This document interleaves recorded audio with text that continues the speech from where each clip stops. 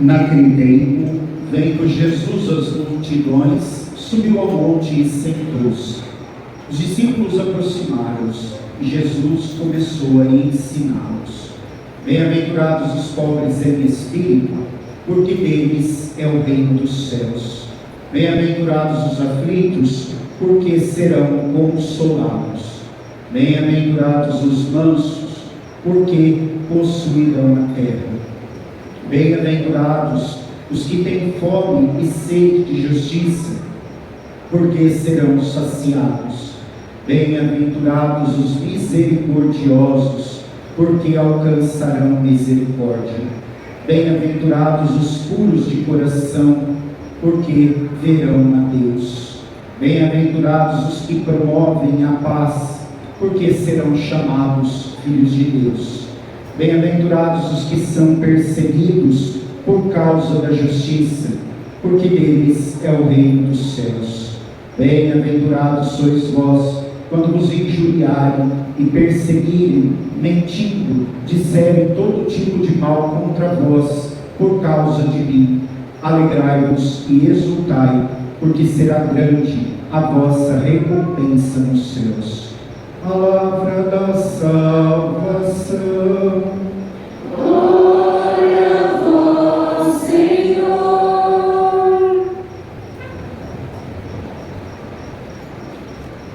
Meus amados irmãos e irmãs no Senhor, com grande alegria nós celebramos hoje com toda a igreja a solenidade de todos os santos. Em uma única celebração, nós rezamos por todos aqueles que estão na glória dos céus. E, como diz a leitura primeira de hoje do Apocalipse, é uma multidão imensa, incontável. Portanto, nesta celebração, nós rezamos por aqueles que nós conhecemos, que estão nas glórias dos altares, e por tantos santos que só Deus sabe o nome, porque foram pessoas que na sua vida viveram a santidade, viveram o amor de Deus, viveram essa busca verdadeira do Evangelho, do serviço a nosso Senhor Jesus Cristo com as suas vidas. E santidade, ser santo, é algo para todos nós. Por quê? Nós, seres humanos, temos diversas vocações na nossa vida. A primeira vocação nossa é a vocação à vida. A nossa segunda vocação é a vocação à santidade. Ou seja, todos nós somos chamados a ser santo. Não existe ninguém aqui que não é chamado a ser santo. Todo mundo é chamado a ser santo. Por quê? Porque está no nosso DNA cristão católico vivermos uma vida santa, alcançarmos a santidade com o esforço do nosso ser, com a vivência da palavra, com a busca dos mandamentos. Por isso que ser santo não é algo extraordinário, algo que é reservado para algumas pessoas. Não. Ser santo é a possibilidade que todos nós temos de alcançar a graça do céu, a graça da vida eterna. E qual é o caminho da santidade? O caminho da santidade é o caminho da felicidade. E nós sabemos hoje que a humanidade vive perdida no que diz respeito à felicidade. Por quê? Procura felicidade aqui e acolá, em situações, pessoas, em vícios, e aí existe a frustração muito grande de não achar a felicidade, que é tanto procurada nas coisas desse mundo. Aí o que acontece? A pessoa entra em depressão, começa a pensar no suicídio, porque não acha o sentido da sua vida, não acha o caminho para a felicidade. E no Evangelho que nós ouvimos hoje, o Evangelho de Mateus, nos mostra realmente o caminho da felicidade. O caminho da felicidade está nas bem-aventuranças. A palavra bem-aventurado significa feliz. E aí, se nós olhamos para as bem-aventuranças, nós vamos dizer assim, com o nosso pensamento humano e mundano: como que pode ser alguém feliz que chora? Como pode ser alguém feliz que é misericordioso? Como pode ser alguém feliz que tem fome e sede de justiça? Ou seja, olhar com o olhar do mundo vai nos mostrar que as bem-aventuranças não é o caminho da felicidade. Mas a partir do momento em que nós olhamos com o olhar da fé, quando nós entendemos aquilo que nosso Senhor quer falar e quer pedir para nós vivermos, aí nós vamos entender e determinar realmente: aqui está o caminho da felicidade que nosso Senhor apresenta no Evangelho de hoje. E a palavra santo significa separado. Separado do quê? Separado do pecado, separado do mundo, separado das inúmeras situações que nos cercam. O santo é aquele que não se deixa contaminar pela realidade do mundo. Está no mundo, vive no mundo, mas não é do mundo. Uma imagem clara do que eu estou falando para nós é, por exemplo, quando nós colocamos a água e o óleo num copo. Eles não vão se misturar. A gente pode até pegar a colher, mexer, fazer lá, vai desmanchar o óleo, mas a hora que para de mexer, o óleo se separa da água. Estão no mesmo recipiente, ocupando o mesmo espaço, mas não se misturam. E assim, se nós queremos ser santo, nós precisamos entender que nós precisamos ser como a água e o óleo, não se misturando com aquilo que nos afasta de Deus, com aquilo que nos leva a pecar. Portanto, o santo é separado do pecado, do mal, daquilo que não é de Deus. Por isso que ser santo precisa ser a nossa meta, precisa ser o desejo da nossa vida, porque ser santo exige o esforço da nossa parte, o desejo de se converter, o desejo de melhorar, o desejo de largar tudo aquilo que me impede de alcançar a graça do céu, para estar realmente junto de Deus. E daí diante de nós as bem-aventuranças.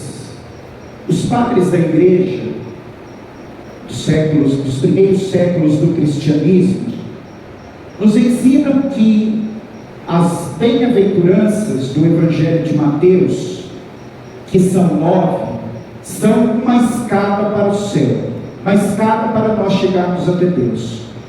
Mas os padres da igreja nos ajudam a entender que a última bem-aventurança que Jesus fala é se dirigindo para aqueles que estavam ali ouvindo Ele.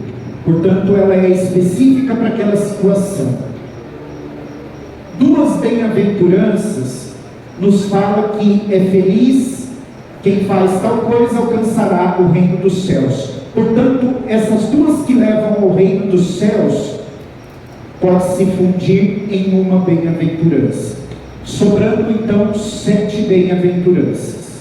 E 7 para nós nos lembra os 7 sacramentos, os 7 dons do Espírito Santo. O 7 é um número bíblico que significa a perfeição, a completude. Ou seja, as bem-aventuranças é o caminho perfeito para eu alcançar a graça do céu.